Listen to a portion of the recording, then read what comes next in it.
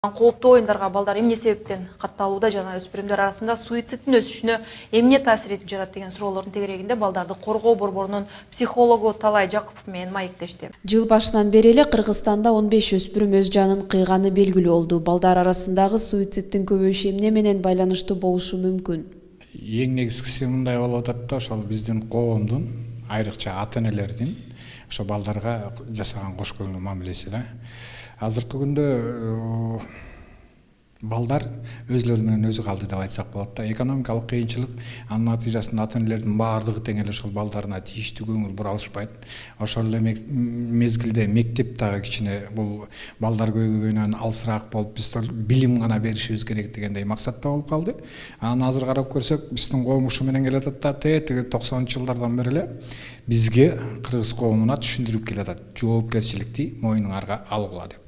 Алсак совет учурунда карап жүргөндө бизде ар бир жашап жаткан жарандарда анчалык деле жоопкерчилик жок болду. Себеп дегенде мамлекет багат, балдарды мамлекет тарбиялайт, мектеп тарбиялайт, кичинекей бала болсо садикке барат, айлыкты мамлекет төлөп берет деп туруп, жанагы үй бүлөнүн жашоосу үчүн өзүбүздө кандайдыр бир жоопкерчилик жок болуп келген да. Анан бүгүнкү күндө жана биз айтып аткан суицид, экономикалык кыйынчылык, ушунун баары эле эмнени айтайын деп атат? Жоопкерчиликти ар ким өз мойнуңарга алганды билгиле деп.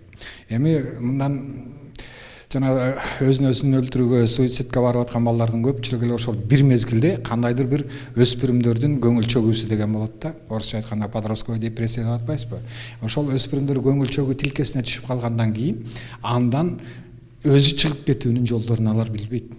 Биз алар менен сүйлөшүп, ошону түшүнүп, ошол балага бир кайдыгер кош көңүл мамиле жасабай, ошол баланын ичиндеги ызасы болобу, ачуусу болобу, жана депрессияга алып келген көрүнүштү ажыратып алганда гана биз ошондон алыс болот элек да.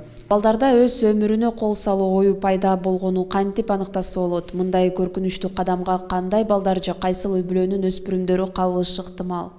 Бул жерде эч ким айта албайт, жанагы балдар кайсы өспүрүм же болбосо бала эми суицидке барышы мүмкүн деп. Көк кит жана көрүп атасыңарбы? Тиги социалдык тармактагы оюндар, разбуди меня 4:20 деп атат, F57, 58 деп атат.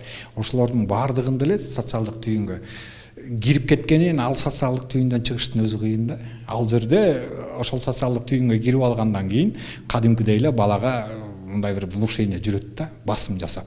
Сен баланча жерден сени мынчада өлүшүң керек, эмне кылышың керек деген сыякка чейин алып барат да. Эми ага кирип көрүшкөн чоң кишилер дагы өзүлөрү ошонун артынан кирип кеткенге аракет кылганда, ошондуктан мен айтаар элем, бул жерде эң негизги эле эмне үчүн дегенде, жана үй бүлөдөгү ата менен эненин ортосундагы мамиле, жандуу байланыштын жоктугу. Жандуу байланыш деген эмне? Сүйлөшүп бири-бири менен.